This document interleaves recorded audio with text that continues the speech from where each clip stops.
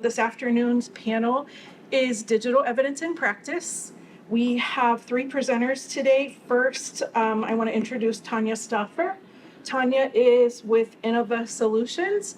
And let me just say that Tanya has been a longtime partner of the IJIS Institute. She is a former board member and has been very active in multiple committees and dedicates a significant amount of her time to the work products for the IJIS Institute, one of which she'll talk about this afternoon.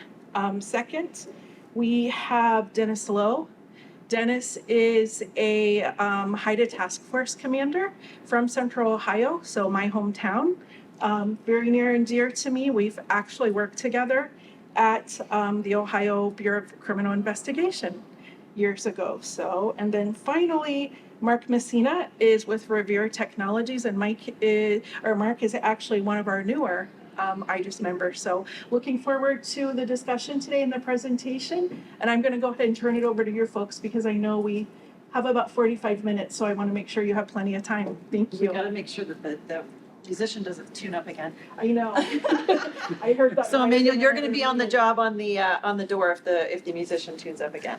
And I'm actually going to time myself because even though I'm a fast talker, talk all day. So I am Tanya Stauffer. I am, as Melissa mentioned, I'm a previous board member. I'm currently serving on the Law Enforcement Imaging Technology Task Force, the LEITTF. No, I guess we already did the intros there.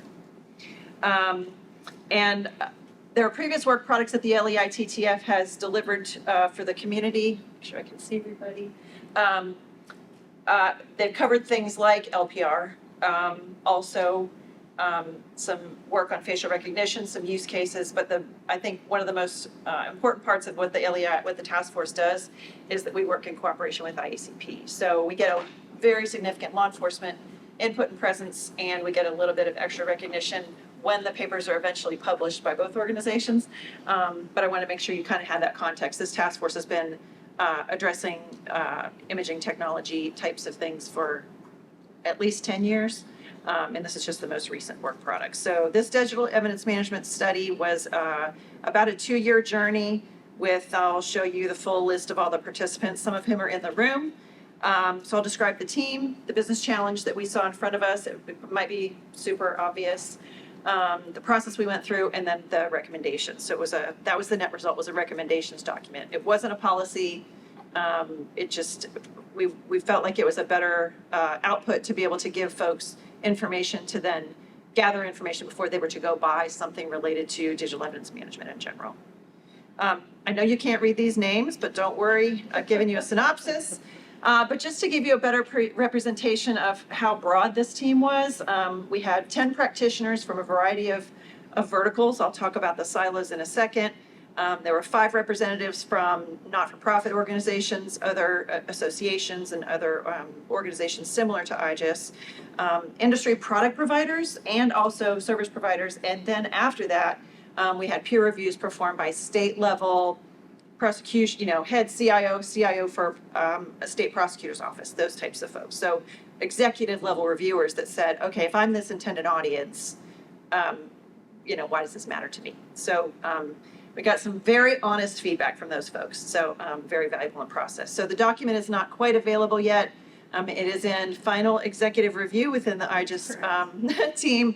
And it's going to need to be updated and continue to be touched because it's, this is very much a moving target. So the business challenge won't be super complex. Again, the law enforcement process and the public safety process pretty much includes collection of evidence, the vetting of that evidence to determine what's support to the case, and the dissemination of that evidence. And so we addressed those 3 pillars independently and then came together to see if the findings and the needs related to digital evidence management were unique in each of those pillars, and then we kind of collaborated back together. Overarching concepts we also talked about were just like this management function, more administrative types of things, and then also very important to the process obviously is security and then chain of custody. So these are the detailed questions we were driven to really kind of focus on in terms of the research that we did do. The names of the folks that were on there, they interviewed imagine the network of people that then they interviewed and spoke to, who really was a lot of information gathering, because we all kind of think we know what's going on in this space. Okay, there's a lot of evidence, and how do we manage it, and how do we get it from point A to point B to point C in the process? But we wanted to get actual practitioners involved in that process. So how do we apply chain of custody standards across the system? What is the impact of law enforcement if there was a, obviously accidental dissemination of a video, those kinds of things, and talk about custody issues. And then again, trying to make sure we didn't miss pieces of the puzzle in terms of the stakeholders and their unique perspectives. Spoke a bit about the process there. I will go faster because I'm already closer on my time. And the considerations, again, we tried to address particular items in each of I'll call them the silos. I don't like to do that because it's not really true, but this is how we tried to look at the process here. Obviously, in the collection of evidence at an event, at the boom or after, if you were listening to Brian Griffith this morning, those sources are not just going to be, a lot of people think of digital evidence management as only dash cam, body cam, or, seizure of a cell phone. It's a lot more. It could be, Joe, would you like to list them all? There's a bunch, right? It could be everything from seizure of a laptop. It could be, cameras off of a public entities, a street cam, all those other types of things, business municipalities. There are a lot of places still in our country where all that evidence can get collected, and sometimes there's a thumb drive and it gets put into a laptop that's sitting in the corner and it's not connected to anything because people are concerned about security. That is the method of security of that information. I was surprised, we were surprised in the collection process that there were still a lot of jurisdictions that are in that mix because it's the most safe answer, right, for now, in their mind. So we evaluated that piece of the puzzle. Next, in terms of vetting, again, the next step in the process, which of this is important to the case? Is it going to, include, am I going to have additional suspects, or am I ruling you out? Similar to the discussion if those of you were just in here for DNA. And then the policy considerations, again, just down to the basics of people that are not necessarily trained in how to handle electronic media. You can't just take and make a copy because you're changing. You could potentially change the format. You could change the date. You could, right? So some of those pieces of process in the vetting process, we wanted to make sure we addressed in the ultimate answers we got to in the considerations. The vetting process, we were seeing feedback both from, just for the silo perspective, we were also seeing that from law enforcement and then also prosecution as well. We were getting a lot of feedback from both of those audiences. And then, of course, the audit logging. For dissemination, this, again, for the criminal justice spectrum, this is going to be pretty normal. I don't know why we didn't have general public listed here. I'm looking at that list this morning and I thought, how did we miss putting that out there? But just, the list is long. This is not even the full list of sources of, or destinations where this evidence would eventually go. The technical considerations, there are still cases that when we interviewed people, there were still discussions around format of a video. That kind of breaks my brain to think that at this point in the things that we all take for granted, that there are still scenarios and cases that come up where we couldn't use the evidence that was provided to us in somebody's video because the format that it was in was too old or too whatever, and we didn't have a way to see it or view it, or we had to go find I'll go Betamax and say, some other something. There was feedback from the folks that we talked to in that vein. So that was interesting.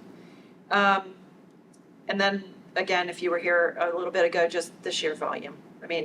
And how many times have there been jurisdictions around the country, right? The sequence of events is something horrible happens, statute gets passed, requires everybody to have body-worn cameras, all law enforcement to have body-worn cameras, and everybody goes and buys them, and then what, right? You don't know where to store it, you don't know who's responsible for what, you don't know the retention, record retention, those kinds of things. And then back to the compatibility and that kind of thing.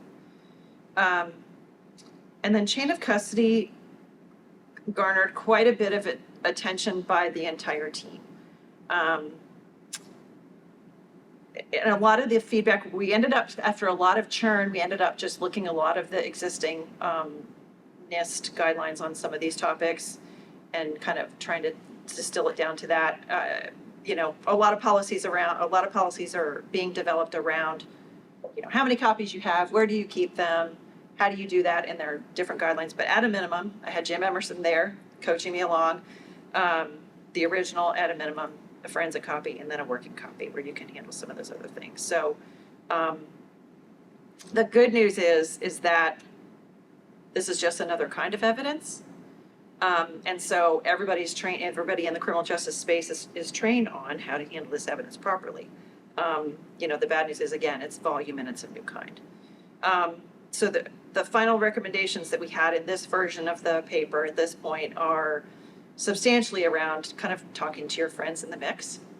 You don't need to just go buy something without talking to your prosecutors. Don't just make a purchase of a product or decide on the solution without talking to other agencies that are in your ecosystem or your food chain.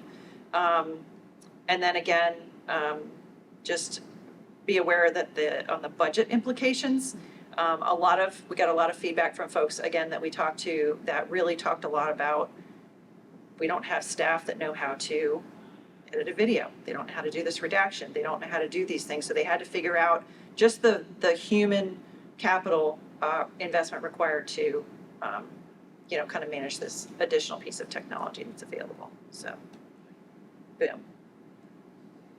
Almost made it, Melissa. I know. 10 seconds. Thank you. And so now I'll turn things over to Dennis to talk through some of his real life experiences in Ohio. Thank you, Tanya. I didn't bring my timer up. Will you time me? Oh, yes, sir. Yeah. There's no doubt. I had every expectation that Tanya was going to time me. And I'll Marc. let you know, Dennis. Yeah, thank you, Melissa. I Oh, wait, appreciate so it. you're the bad guy? Yeah. Yeah.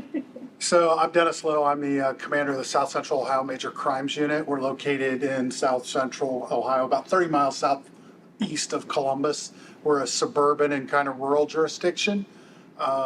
And our task force is primarily drugs. We work on other investigative projects as well, but primarily it's a drug enforcement task force. And we're a little bit different in that we have a very robust outreach program embedded in the enforcement side.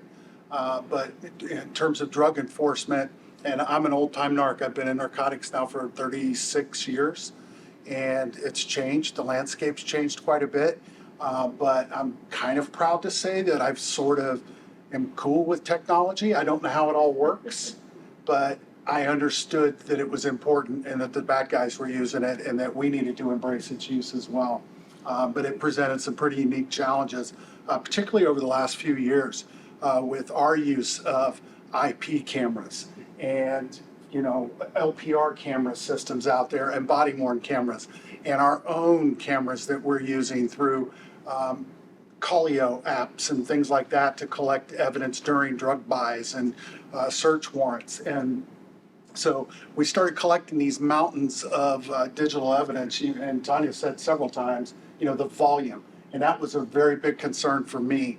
And I learned kind of the hard way because I wasn't very technologically savvy. And we effectively blew up a server where we were trying to warehouse all this stuff. And IT said, hey, you got to get a new one, and here's how much this is going to cost. And my head went, I couldn't believe it. So really thinking about alternative solutions for that. So that was a big consideration for me, was where can I store this mountain? And it continues to just be incredible. The numbers of terabytes of data and information that my little staff is collecting on a weekly basis, cell phone dumps and, you know, jail phone transcriptions from jail calls and every piece of that. So trying to find a solution that fit that need.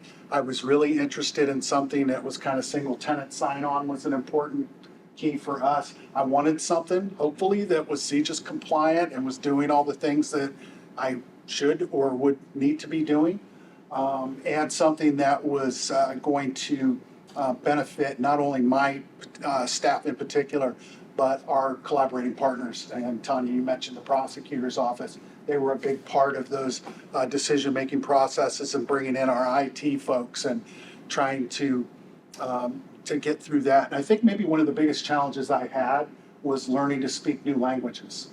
as a law enforcement officer, and I'm sure there are other cops in the room here, we speak a particular language, and IT people and cops don't speak the same language. Sorry, It's okay. we have other skills.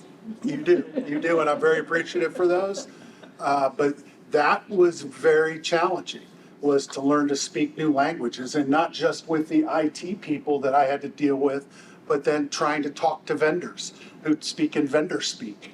And, some of them get it and they understand that they're talking to Neanderthals with guns and badges, but that was a whole other language that we had to learn to speak too. So they really understood what our unique needs were. And, we talked about this morning in our meeting.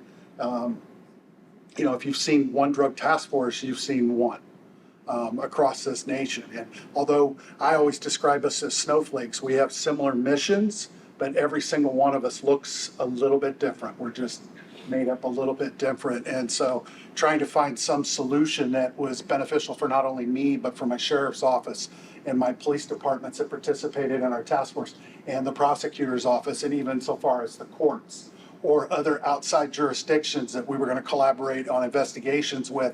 How were we going to transmit that data and share that data? Who was going to be responsible for retaining it? Those were all considerations that we had to take, and we spent a lot of time doing that. One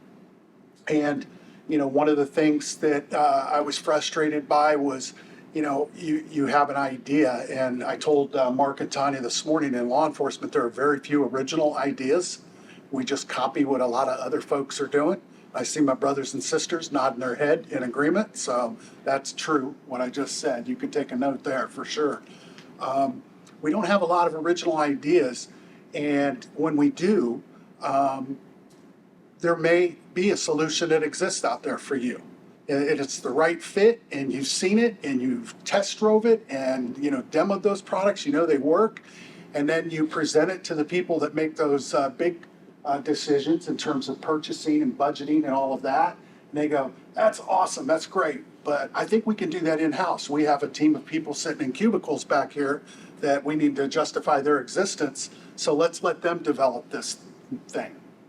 So then we go through the 5-year cycle of trying to develop this new thing, and then in 5 years they come back and go, hey, this really doesn't work very well. What was the name of that other thing that you said worked 5 years ago? That's the thing that frustrates me the most. Well, there's a lot of things that frustrate me the most. That's it. It's near the top of the list. Did you have a question? Did you want to, are you done? Oh, I can't. Do you want to be done? We talked about staffing, because again, as a result of the paper, the staffing needs, and then also how you address the collaboration, and maybe not even just in your case, but anybody else you've spoken to about how you address that collaboration with those other agency partners. One of the things I tell everybody that gets assigned to my unit, first day one briefing, and maybe the third or fourth thing we talk about is relationships equal mission success. And if you're not building relationships, not only up and down your chain of command and horizontally throughout our organization, but outside of our organization, I don't need you here. And that's just our philosophy. So I've spent a lot of time throughout the course of my career and at the places that I've worked building relationships. So I was in a really unique position where I had done all that work ahead of time and had built really strong relationships with our collaborating partners. So when we brought these things to the table, there was buy-in almost immediately.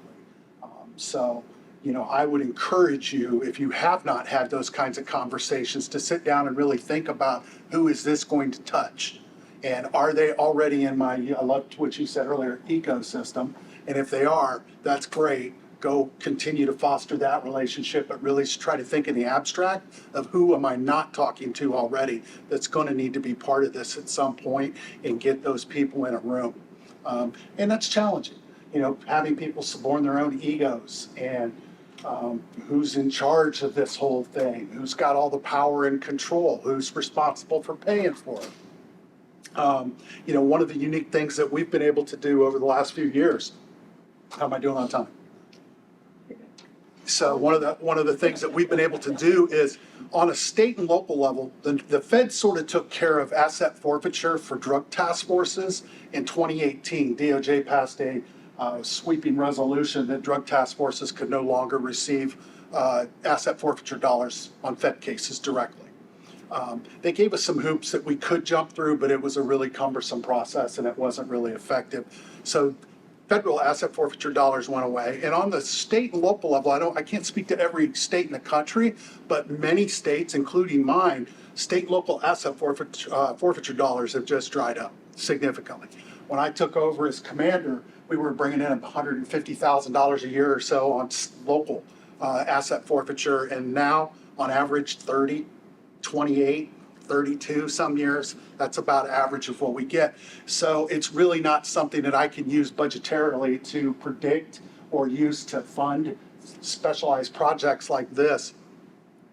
So a lot of creative grant writing has occurred with my task force. We're fully supported through grants. But what I did with those grant dollars was work on finding technology solutions for investigative work that we were doing and sharing that with our collaborating partners, making sure that all of them had access to those things. And those were part of those original discussions, like, hey, you buy in, you support this thing with me, your detective bureau is going to have it, or your patrol bureau is going to have access to, this legion of flock cameras that we have deployed all over the jurisdiction. So that was one of the things that we did to help kind of make that a little easier. I'm going to give you just a little more time if Mark is okay with it. We had a quick conversation last night, and one of the, when we think about digital evidence, the first thing that everyone goes to is the storage, right? Yep. And just the nightmare of managing that. But we had a conversation last night where you talked a little bit about the improvements as well in terms of access to that data. Can you talk a little bit about that in terms of your ability to search data now that you've implemented some technology and how much quicker it is to access? Yeah, we've been very blessed, and I know I've been instructed not to speak specifically about products, but the stuff that we're using is really, really user-friendly. It's cop-friendly, if you will. It speaks our language, and my guys intuitively understand it. It didn't require massive amounts of training, and I think most of us anyway, and I know for my staff that was, I'm just going to click buttons and hit drop-down menus until I get the thing I'm looking for, is how people learn. But we did that. The big piece to that, though, last night, Melissa, for me, was control and access to that data. Who was going to own my data? And I don't know how many of you have that concern or that issue. I suspect everybody in the room. There are particular pieces of software out there that we're using in law enforcement today that we don't have a lot of control over. So that was a big consideration for me, was can I find something that meets this need in this solution that I own, that's mine, that's not going to be held hostage by some vendor who comes in next week and tells me, now you owe me $10 million and I'm holding a gun to your evidence's head, kind of thing. And believe me, I'm speaking in very basic terms because I'm a dumb narc. But that was a really important piece. But and it's a constantly evolving thing for me. I'm constantly looking at it. I'm trying to figure out how I can get additional buy-in and support. I live in this utopian dream in my head that someday all of law enforcement across the country will be connected and sharing information in real time through our RMS systems or CMS systems and digital evidence and all of those things, where just organically behind the scenes, those robots or whatever the hell they got back there are talking, and my bad guy that got arrested in your jurisdiction 3 weeks ago is popping up on my screen, and now we're deconflicting that way organically and naturally. I don't know that that'll ever happen, probably not in my lifetime. I hope it does. That's the goal. We're working on some projects in my state to bring all of my colleague task forces online in that same way. And so thinking about this digital evidence piece that we're taking advantage of in my jurisdiction and sharing that with all of my sister task forces so that we're all doing the same thing, creating best practices related to those things and sharing policy. Those are big pieces.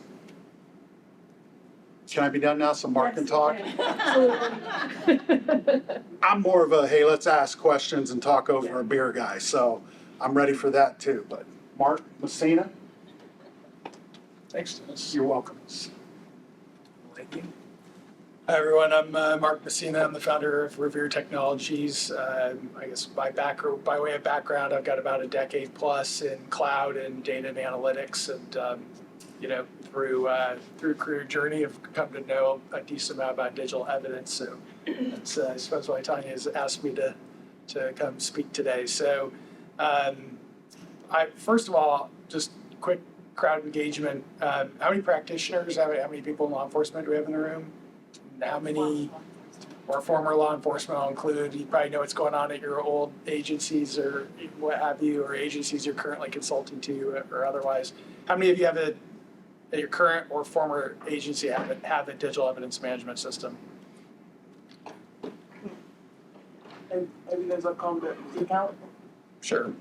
So, so we got kind of one and a half hands up, so which is pretty typical. I was in DC, about 4 weeks ago, crowd of about 100. There was maybe two agencies out of 100 agencies that were there, or 75 agencies that raised their hands. So that's pretty typical. One thing Dennis didn't talk about that I know has been true for his task force and is true just across the industry is staffing, right? Staffing's way down. I haven't seen the latest numbers, but numbers I saw probably a year and a half, 2 years ago was resignations were up 48%, retirements were up 48%, resignations were up about 28%, and recruiting was down 5%. And why does that matter for digital evidence?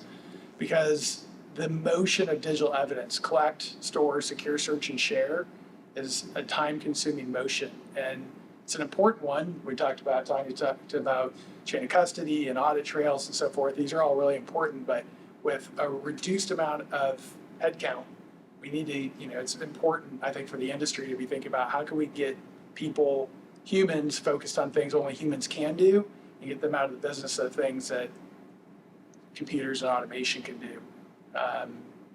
There are, obviously, with, increases in technology, there's lots of automation that can take place, but there are things that I think, hopefully everyone agrees we don't ever want to fully automate. I don't think we want ChatGPT writing a prosecutor's case for them or a public defender's case on the other side. So again, we want to keep people focused on, we should, as an industry, want to keep people focused on things only they can and should do. But there are a lot of things, that were touched on in Tanya's deck, around just file hashing, media standardization, metadata extraction, geo lookups. All these things can be, automated, again, so that people can focus on the task of actually looking for the tiny needles in the haystacks and then connecting those to serve justice so that the victims get justice. Hopefully, the people who've committed the act have a chance to think about it and change their ways. So yeah, again, I kind of went through that pretty quickly too about collect, store, secure, search, and share. I say it a lot. You can probably tell I rattle that off pretty quickly, but it's, just defining DIMS in like a nutshell, thinking about what digital evidence management is, and again, thinking about staffing, the amount of time that it takes, windshield time. Many of the practitioners in the room are pretty familiar with all the windshield time that's spent just driving assets around, whether that's to take it to the prosecutor's office or to take it to state police to get support with some technology or staffing or capability that local agency doesn't have.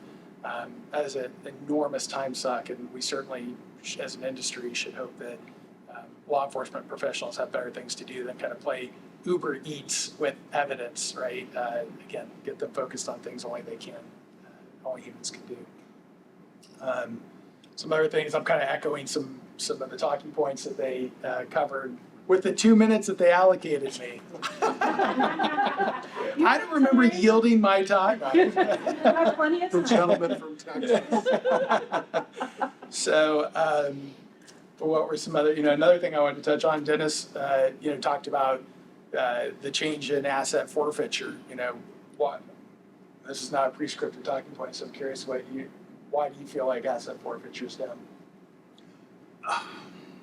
Well, I think, profit models related to some of the drugs that are involved, but largely in our jurisdiction, it's really a matter of the wholesalers, if you will. There are fewer of those folks, and they're more regionally located. And what we see is this army of, user addicts who are trafficking in smaller amounts of fentanyl and methamphetamine to support their own habits, and they don't have it. That's just, they're walking around with $100 or $200 in their pocket. They're making $20 on a deal as opposed to 500 or 1,000. So. And you feel like some of it's also just maybe movement to more digital Well, transfer? yeah, certainly there is Yeah, digital crypto and all cash that. apps and things like that where we just don't see that cash outflowing. That's certainly a consideration. It's a different world. And, with the amount of, I would typically rather focus on the large scale groups where that might be occurring, but the other folks are a nuisance in the community and they impact quality of life. And so we have to focus the limited resources we have on making the community, palatable and a decent place to live. So it becomes challenging. I mean, I'm coming back to that point because when he was talking about the reduction in asset forfeiture, my mind immediately went to cash apps and Cash crypto, both of which are now digital. And we're talking about digital evidence and they need to investigate these things, right? So that's just sort of, again, the criminals are using technology, certainly as an industry. I think we're making great strides, but there's still plenty of room in terms of growth potential to use technology to thwart the criminals that are obviously embracing technology at every turn for especially when you get into organized crime and syndicates that are very thoughtful in what they do and how they do it. You see a lot more use of technology. There's one other point we talked about this morning that, for those of you that don't live, if you're in law enforcement, you've never gone into the prosecutor's office and spent, a couple hours with them, right? We talked about all those different verticals and the different technology enablers that those folks use to do their job. So in prosecutors, they've got a prosecutor case management system. In the courts, they've got a court case management system that does scheduling, it does all these other things, right? Jim Cabral could tell us a lot about those things. But there are pieces of that puzzle. This is not, the digital evidence management is, I tried to make the parallel, maybe my actual law enforcement folks can tell me that, but similar to like a LIMS for digital evidence, right? Where you're like, this is the tool and the application that you'd be using to keep track of these items and manage and potentially edit, manipulate these items. It's not going to replace the case management system that you're using to manage your work process. So where this software kind of fits in the mix, for folks that don't know what those pieces of the application puzzle looks like, that was something we sort of kicked around. There are obviously going to be many based on, how jurisdictions are structured, right? You've seen one HIDTA, you've seen them all. You've seen one HIDTA, you've seen one HIDTA, right? So just a matter of understanding where these pieces can fit together. It's not replacing your case management system or the prosecutor's case. I've seen case management systems that actually have a link. They've developed integrations with these digital evidence management tools where you pull up the case or it would be the case, you can literally click a link and then you're literally then logging into the DEMS to then view and manage and perform activities related to that evidence itself. I think to Tanya's point, though, one of the things that law enforcement we're challenged by is my case management system has evidence management component in it, but it's not robust enough to meet these needs. Right. I can't load a terabyte of video into this thing and warehouse it there. And that's pretty frustrating. So let's imagine don't use a hammer to, screw in a screw, right? So just some of these other things are going to start to morph, and I just didn't want, a DEMS is a separate application that'll potentially talk to some of the other pieces of your puzzle for folks that are not living in that world. So, trying to think what else did we vigorously debate this morning? We That was the big one. debated what is digital evidence. We did have a fairly healthy discussion about what is digital evidence. Not just the multimedia stuff that we're seeing with video and photos and all of that, but I get that digital copy of a tox report on an overdose death. Yeah, technically maybe it isn't, but we're saving it the same way. It's a digital thing. But it's something that's important to address in your policy before you go forward and implement some of these systems, is make those decisions. Where does digital evidence stop? For the purpose of the paper, I will say we called it digital multimedia evidence, so it's photos and video. It's not a scan of a piece of paper. So, Joe, am I getting that right? Am I close? Yeah. I'm not gonna heckle you. You're not? Okay, in the back? Do we have anybody heckling in the back? No? All right. Any She's doing questions? good. Yeah, that's good. Yes. Yeah, any questions for the panelists? How do you deal with the requirements, you know, annual audits that are required and all of that, if you've got PHI? Is that a question for What was the the first? practitioner? So we have a separate system, case management system, if you will, that we're using, because we get a lot of personal health information through the outreach program that we have. And we're managing all of that because that system was built by healthcare with that component already baked into the recipe, if you will. So that's where that's coming, how we're handling our HIPAA stuff. We really haven't encountered it a whole lot on the traditional doper enforcement side of the operation. So, but it's an interesting question to think about for sure. Kind of requirements on how it should be stored and all that, like if you were trying to find someone who's fit to try or, you know, determine who fit, that's health information. So storing it, you have different requirements. Yeah, I mean, I think the record retention policies, I think most law enforcement organizations are making those decisions and they're kind of defaulting to their record retention policies. That's their first position and, you know, lacking an actual guidance, that's what they're doing, is using their other, you know, it's just another piece of evidence, right? And it's managed and tracked and audited and access is logged in the same way that they do any other piece of information in their realm. Yeah, and I would say too, just on top of that, like when you look at the, you know, CJIS policy and the 600 some odd controls for it, like HIPAA, I want to be dismissive. It's obviously it's important, but at the same time, like, you know, HIPAA's circa what, 1997. Like you got to know where your data's at. That was a good message circa 1997, but you know, in 2024, that's. I mean, Chipotle is trying to make sure they know where their customer data is at. You know, it's not a high bar. And I guess when you look at the CJIS policy and the 600 controls and FIPS encryption and all these things, like, yeah, you might need a BAA in place with your cloud provider to cover you for HIPAA. But from a true security perspective, again, if, you know, FIPS encryption is not a requirement for HIPAA, but it is for CJIS. So CJIS has a lot more teeth to it than HIPAA does. So you should be really well covered if you've stored the data in a CJIS compliant store. Jim, did you have a question? I'm just wondering who's providing best practices for presentation of the stuff that isn't like a traditional format.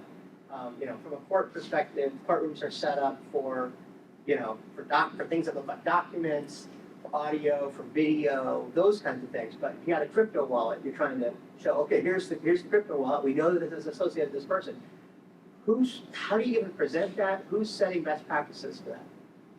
We did not discuss crypto wallets in the task force. I bet Joe can help us. So, you know, that I was gonna ask a question along the same lines, and really just one word, discovery. So all of this has to make it to courts. It has to be available for the prosecution, it has to be available for the defense. Yep. So we're talking about 3 potential different case management systems. Yep. What's the end deliverable? So again, when we talk to practitioners that are out there doing this work today, across big, small, state, local, the whole mix, right?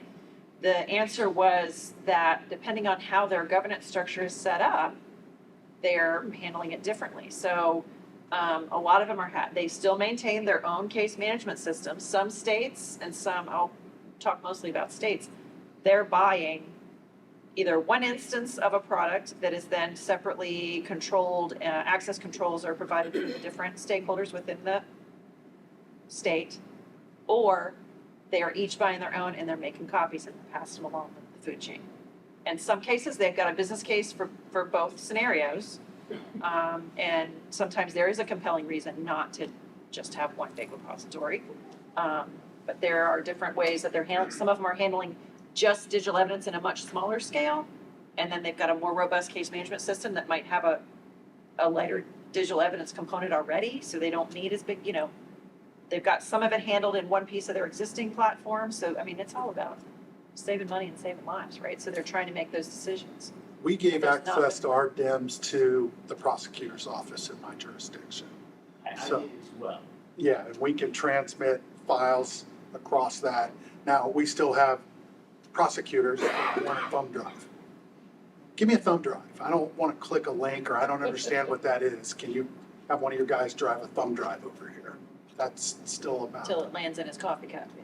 I mean, that's the thing, right? Well, yeah, it's the thing, if it's in a It's coffee the cup, or disaster. it's lost in the bottom of the drawer, Right. or whatever, and they call me up and go, hey, I need another thumb drive. I'm just worried about one section of evidence, maybe forgetting to send it over as disclosure, and it compromises the entire case at some point. Well, That's where I'm going. Is there any, or any talking to each other, like, hey, there is digital evidence, it's just in a different file? oh, I don't think that's not what we got from the folks we talked to, that it wasn't happening. We found many pieces of feedback that were like, wow, we don't know how to handle the press. So we were in the middle of this document when Idaho happened. And it was like, it changed the discussion we were having, because that was a super small jurisdiction. Then there was like, what would our recommendations document look like, now that we have that model, that example, right? And how to, just taking that as a use case, right? Or, lessons learned kind of thing. And how, what if those guys followed everything we're proposing, or with everything that we're telling them to go look at, and they probably still wouldn't have been able to do what they needed to do. Anyway, it was an interesting time to be going through what we were doing, because they had to collect video from all the students that were around that building. Those guys were collecting all that other stuff. They were analyzing all kinds of other pieces of information, right? So, we didn't hear any of that. We didn't, folks we talked to. It was more, oh my gosh, I had dudes sitting in front of a screen for 8 hours reviewing 8 hours of parking lot video, because I don't know how to do this a better way. So some of that's gonna get better with tools getting smarter, but, tools don't solve the problems, people do. So it's like, the tools can enable, for sure. One last, Brendan, did you have a question or a comment? It was answered. Oh, okay, great. Thank you. Whoa, Yay! it's awesome. Wow. All right, any last comments? We have about 3 minutes. What? Can I ask a question? Yes. So I have a question about chain of custody, because with physical evidence, it's kind of different, because you actually have to put hands on it before, you can be added to the chain of custody. Yep. But with digital evidence, like sometimes just mere looking at it or just having access to that evidence, that gives you have to be added to the chain. So how do you deal with that? Most of the software applications that were in use in the folks we talked to, so that's obviously not a full representation of all of them, right? Had the mechanism to certainly keep, all that's audit logging. I mean, it was sort of table stakes for all those tools, for sure. The trick is, when I literally hash it and send it from my DIMS to the prosecutor's DIMS, that transport mechanism and the encryption there, and then how do I do that, and all those pieces, that actually can complicate things. But most folks, if they're choosing to go that route that we saw, they were having hard discussions with essentially their state IT organizations about, okay, this is how we're gonna have to make this work, right? Because you've got to be able to testify to that stuff with veracity of evidence. I think what you're pointing out is that there are no standards here for interoperability between digital evidence systems, right? If you take it out of one system, the chain of custody in that system, Yeah. and send it over to another system, right? Yeah. Does all that chain of custody just flow nicely into the new system? The chain of custody of what happened to it before it left system A and went to system B. I mean, it's not really leaving. I mean, the thing is, if chain of custody physical evidence, it's gonna go from here to here, Right. right?